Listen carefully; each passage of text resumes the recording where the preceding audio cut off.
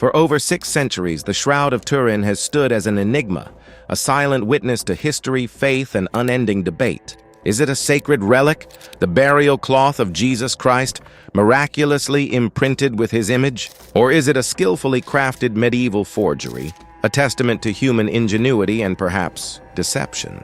The answer, shrouded in layers of scientific scrutiny, religious fervor, and historical ambiguity, remains tantalizingly out of reach. The shroud itself is a linen cloth, measuring approximately 14 feet 3 inches long and 3 feet 7 inches wide. Its unassuming appearance belies the intense controversy it has ignited. Upon closer inspection, a faint sepia-toned image becomes visible, the front and back view of a seemingly crucified man. This image, subtly rendered yet remarkably detailed, is the heart of the mystery.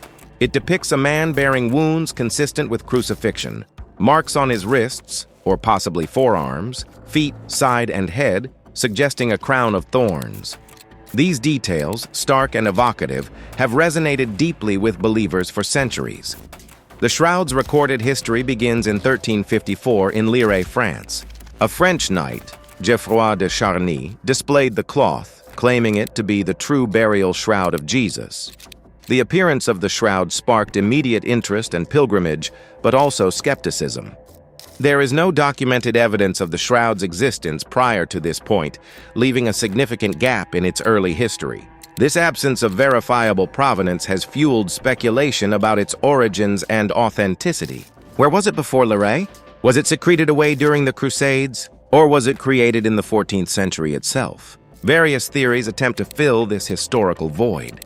Some propose the shroud is connected to the mandilion, a cloth revered in Edessa, modern-day Urfa, Turkey, from the 6th century, said to bear the miraculous image of Christ. This mandilion mysteriously disappeared in the 13th century, leading some to suggest it was, in fact, the shroud, folded and hidden from view until its re-emergence in Lire. Other theories suggest a connection to the Knights Templar, proposing they acquired the shroud during their time in the Holy Land. The shroud's journey continued after Lire. In 1453, it was acquired by the House of Savoy, a powerful European dynasty. The Savoys treasured the shroud, moving it between various chapels and locations until it finally found a permanent home in Turin, Italy, in 1578. It has remained there ever since, housed in the Cathedral of St. John the Baptist, a symbol of profound significance for millions around the world. The shroud has endured much during its history. Perhaps the most notable incident occurred in 1532 when a fire broke out in the Sainte-Chapelle in Chambéry, France, where the shroud was stored. The silver reliquary containing the shroud melted, and molten silver dripped onto the folded cloth, scorching it with distinctive triangular burn marks. Nuns painstakingly repaired the damage, sewing patches onto the linen. These burn marks, ironically, have become a recognizable feature of the shroud, and later would be studied and debated themselves, influencing scientific discussions on its age and composition. The image itself inspires a wide range of interpretations.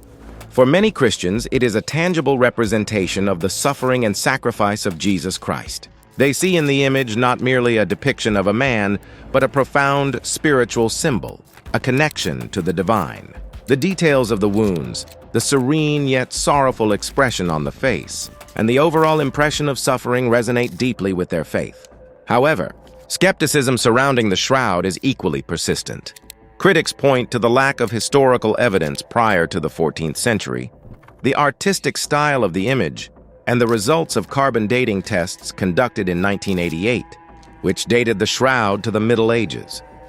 They argue that the shroud is a sophisticated forgery, created by a skilled artist with a deep understanding of anatomy and the symbolism of crucifixion. Over the centuries, various theories have been proposed to explain how the image on the shroud was created. Some suggest it was painted or stained onto the cloth using pigments or dyes. Others propose a form of early photography or a technique involving bas-relief sculpture. However, none of these theories has been universally accepted, and the precise method of image formation remains a mystery. The unique properties of the image, its photographic negative light, Qualities and its superficial penetration of the linen fibers have made it difficult to replicate and explain through conventional artistic techniques.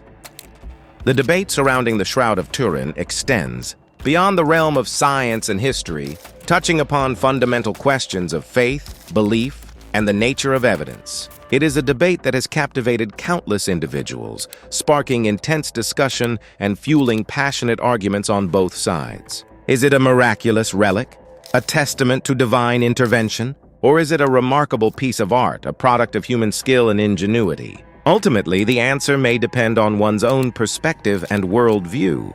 The shroud serves as a powerful Rorschach test, reflecting individual beliefs and shaping perceptions of the past. Whether viewed as a sacred icon or a historical artifact, the Shroud of Turin remains a compelling and enduring mystery, a challenge to our understanding of history, science, and faith, a cloth that holds both hope and doubt within its very threads. And now, modern technology is stepping up to offer a new, potentially game-changing perspective. Can AI finally solve this age-old puzzle, or will it only deepen the enigma of the shroud?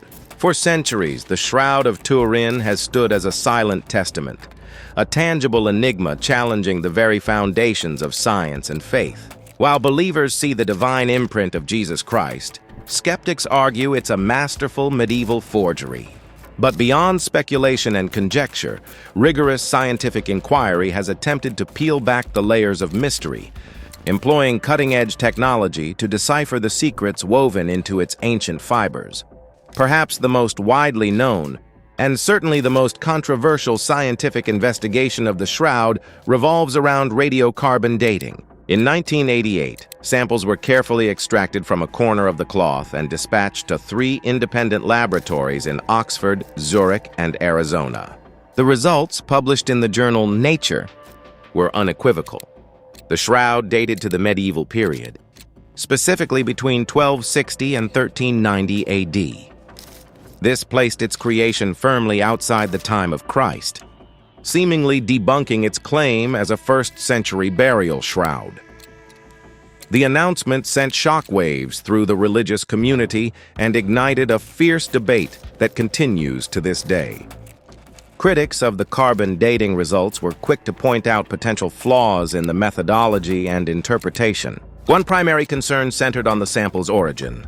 The edges of the shroud, from which the samples were taken, had been subject to handling, repairs, and even reweaving over the centuries, especially following a fire in 1532 that damaged the cloth. Could these later additions have contaminated the samples, skewing the results towards a more recent date? Indeed, textile experts have identified the presence of cotton fibers in the tested sections, a material not typically used in first-century linen. Microscopic analysis revealed differences in the weave structure, suggesting that repairs or patches may have been applied to the shroud at some point in its history. If the carbon dating analysis inadvertently targeted these later additions, the resulting date would not reflect the age of the original fabric. Furthermore, some researchers have proposed that a medieval fire or other environmental factors could have altered the carbon-14 content of the shroud, leading to inaccurate dating. The Maillard reaction, a chemical process involving sugars and amino acids, can occur during heating and could potentially introduce carbon into the linen fibers. While the labs involved in the 1988 study took precautions to remove contaminants, the possibility of subtle alterations affecting the results cannot be entirely ruled out. Despite these counter-arguments, the 1988 carbon dating results remain a significant challenge to the shroud's authenticity. However, scientific investigations have also uncovered intriguing details that defy easy explanation and fuel the ongoing debate. For example, the blood stains on the shroud have been identified as human blood, type AB, a relatively rare blood type that is found in less than 5% of the population today. The distribution of these bloodstains corresponds to wounds consistent with crucifixion, including marks on the wrists, feet, side, and head, suggesting the application of a crown of thorns. Moreover, microscopic analysis of the bloodstains has revealed the presence of bilirubin, a pigment produced when red blood cells break down. Elevated levels of bilirubin are often associated with severe trauma and suffering, lending further credence to the idea that the shroud may have enveloped a body that experienced extreme physical distress. The shroud story gets even more complex when we consider pollen analysis. Microscopic examination has revealed the presence of pollen grains from various plant species, some of which are native to the Middle East, particularly the region around Jerusalem. These pollen grains suggest that the shroud may have indeed traveled through the Holy Land, adding another layer to its mysterious history. One particularly intriguing finding is the presence of pollen from a thorny plant that blooms in the spring, which could potentially be associated with the crown of thorns. Beyond the bloodstains and pollen, the image itself possesses unique characteristics that have baffled scientists for decades. The image is remarkably faint and superficial, penetrating only the outermost fibers of the linen. There are no signs of brush strokes, pigments, or other materials typically associated with painting or drawing. The mechanism by which the image was formed remains unknown, sparking intense speculation and debate. One of the most striking discoveries about the image came with the advent of photography. When Secondo Pia took the first photographs of the shroud in 1898, he noticed something extraordinary. The image on the shroud appeared to be a photographic negative. The light and dark areas were reversed, just like in a film negative. This meant that the faint image that was difficult to discern with the naked eye became much clearer and more detailed when viewed as a negative. This photographic negative-like property is particularly perplexing. Photography was not invented until the 19th century, centuries after the medieval date suggested by carbon dating. How could a medieval forger have created an image with characteristics that were only understood with the invention of photography? Some scientists have proposed that the image might have been formed by some sort of natural process, perhaps a scorch or chemical reaction. However, no known process can fully explain the image's unique characteristics, including its superficiality, photographic negative-like properties, and three-dimensionality. These questions continue to intrigue scientists and researchers, keeping the shroud's mystery very much alive. The Shroud of Turin, a relic shrouded in more questions than answers, has always stood at the crossroads of faith and science. But now, we're entering a new era of investigation, an era powered by the relentless logic of artificial intelligence. A recent study utilizing cutting-edge AI algorithms has peeled back layers of the shroud's mystery, revealing details so profound, so unexpected, that they've sent ripples of disbelief and wonder through the scientific community. For centuries, researchers have been limited by the constraints of human perception and bias. We see what we expect to see, and sometimes that blinds us to the truth. But AI approaches the shroud with a blank slate, a digital mind free from preconceived notions. It meticulously analyzes every pixel, every fiber, searching for patterns and anomalies that would otherwise remain hidden. In the weave of history, one of the most startling revelations to emerge from this AI-powered examination revolves around the image's three-dimensionality. Traditional analysis considered the shroud's image as a two-dimensional representation, much like a photograph or painting. But the AI discovered something far more complex. By analyzing the subtle variations in the image's intensity, it revealed that the shroud actually encodes three-dimensional information. Think of it like this. The darker areas of the image correspond to the points where the cloth was in closest contact with the body, while the lighter areas indicate greater distance. The AI was able to map these variations, creating a digital elevation model of the figure imprinted on the shroud. The results were astonishing. A lifelike three-dimensional rendering of the man of the shroud emerged, revealing details of his facial features, body contours, and even the subtle draping of the cloth over his form. This discovery has profound implications. It suggests that the image formation process was not a simple matter of pigmentation or staining. Instead, it seems to have involved some form of energy transfer that encoded spatial information directly onto the cloth. How this could have occurred remains a mystery, but the AI's findings provide compelling evidence that the shroud is far more than just a flat image. It's a three-dimensional record of an event that defies conventional explanation. But the AI's insights didn't stop there. It also delved into the intricacies of facial reconstruction, attempting to create a more detailed and accurate depiction of the man's face. By analyzing the subtle contours and shading of the image, the AI was able to extrapolate features that are barely visible to the naked eye. The resulting facial reconstruction is remarkably lifelike, revealing a face marked by suffering and serenity. What's particularly fascinating is that this AI-generated face bears a striking resemblance to depictions of Jesus Christ found in early Christian art. While this doesn't definitively prove the shroud's authenticity, it does suggest a potential connection between the image and the historical figure of Jesus. It raises the tantalizing possibility that the shroud may indeed be a genuine relic, offering a glimpse into the face of a man who has inspired billions for centuries.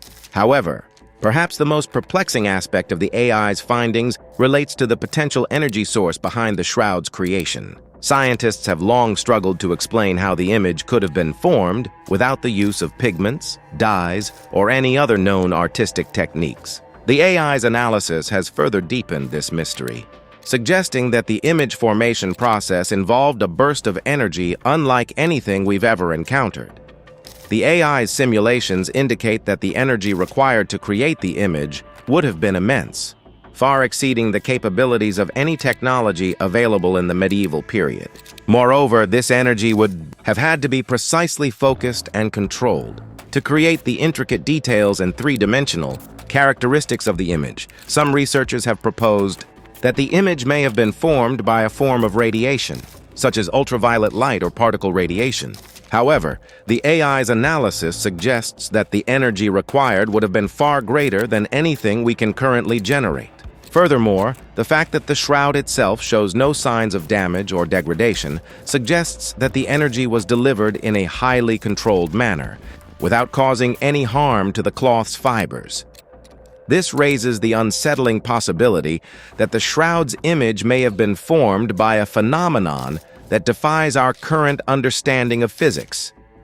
Could it be the result of a natural process we haven't yet discovered? Or, as some believe, could it be evidence of a supernatural event, a manifestation of divine power? While the AI has provided invaluable insights into the shroud's mysteries, it hasn't provided all the answers. The debate over the shroud's age, for example, remains as contentious as ever. The 1988 carbon dating tests, which placed the shroud's origin in the medieval period, continue to be a point of contention. While some scientists stand by these results, others argue that the carbon dating may have been compromised by contamination or other factors. Recent studies, utilizing alternative dating methods, have suggested that the shroud may be much older, potentially dating back to the time of Jesus. These conflicting conclusions only serve to deepen the mystery surrounding the shroud, leaving us to ponder the true age and origin of this enigmatic artifact. Ultimately, the AI's unsettling revelations have left us with more questions than answers. The Shroud of Turin remains an enigma, a puzzle that continues to challenge our understanding of history, science, and faith. But perhaps that's precisely why it continues to captivate us, drawing us into its web of mystery and intrigue. As technology advances and new investigative methods emerge, we can only hope that future investigations will shed further light on the Shroud's secrets, bringing us closer to unraveling the truth behind this ancient and awe-inspiring relic. The story is far from over, and the next chapter promises to be even more captivating than the last.